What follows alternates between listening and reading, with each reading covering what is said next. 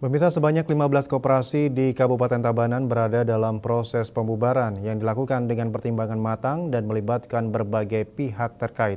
Salah satu alasan pembubaran adalah ketidakaktifan dalam menggelar rapat akhir tahun atau RAT selama 3 kali berturut-turut.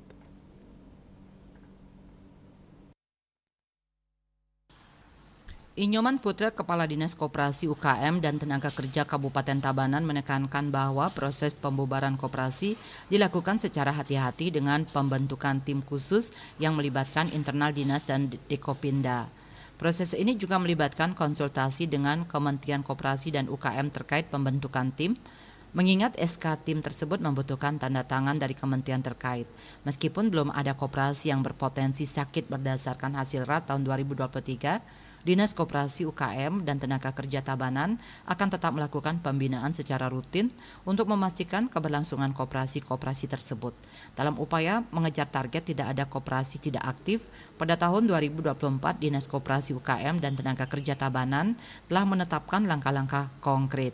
Dari 581 koperasi yang tercatat, 158 koperasi masih dalam status tidak aktif, sementara 423 koperasi lainnya aktif. Tim monitoring dan evaluasi (MONEV) turun ke lapangan untuk mengumpulkan data akurat mengenai kondisi koperasi-koperasi tidak aktif tersebut. Kerjasama dengan perbekal setempat menjadi kunci dalam memperoleh data yang akurat. Jika ada koperasi yang tidak bisa pulih, Dinas Koperasi UKM dan Tenaga Kerja akan mengajukan permohonan pembubaran kepada Kementerian Hukum dan HAM. Di tahun 2024 pihaknya bertekad untuk mencegah adanya koperasi yang tidak sehat. Upaya pembubaran koperasi yang tidak aktif juga diiringi dengan dorongan bagi koperasi yang ingin bangkit dengan jaminan akan mendapatkan pendampingan yang diperlukan. Puspawati Bali Pos melaporkan.